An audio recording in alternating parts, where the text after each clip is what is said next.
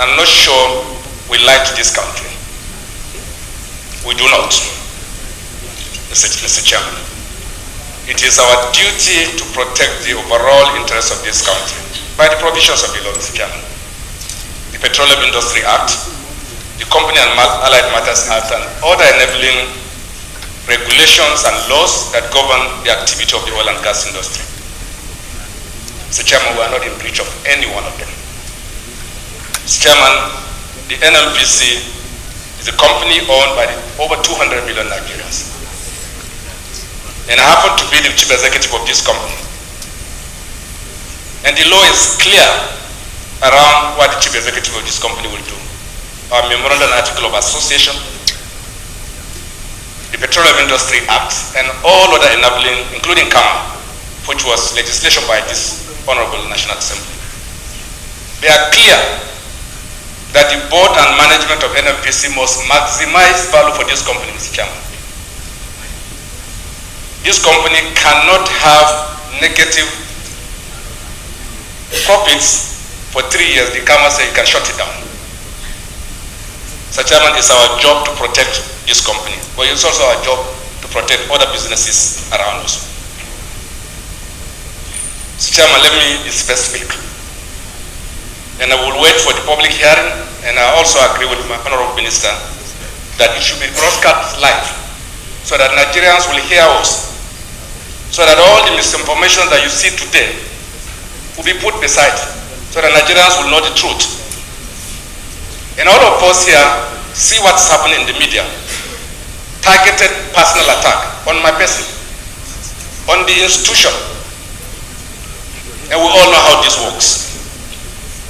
They are deliberate, they are calculated, so that create the impression that the NNPC Limited and our leadership are doing anything to create economic sabotage in our country. It is far from it, Mr. Chairman. This company has grown, Mr. Chairman. We are proud to say this. From a loss company for 43 years to a profit-making company today, Mr. Chairman. Mr. Chairman, it is very clear from everything you have said through this investigative hearing that you can see the majority of the issues you have raised have nothing to do with the NNPC Limited. Yet, everybody believes, by sheer misinformation which my minister has highlighted, the NNPC is responsible for creating any economic sabotage in our country. Mr. Chairman, refining business is tech business. You must secure your feedstock and you must secure a market. This is basic even for NNPC refineries. And this determines what happens in the refinery, any refinery for that matter. Let me stop tech business, Mr. Chairman. It's a private opportunity also. Mr. Chairman, we have done nothing to sabotage any domestic refinery. Any one of them. There are many of them. Some of them are small scale. Mr. Chairman, but there's a law that guides everything we are doing. Mr. Chairman, the law is clear. My colleague from NNPC is here. There's domestic crude oil supply obligation.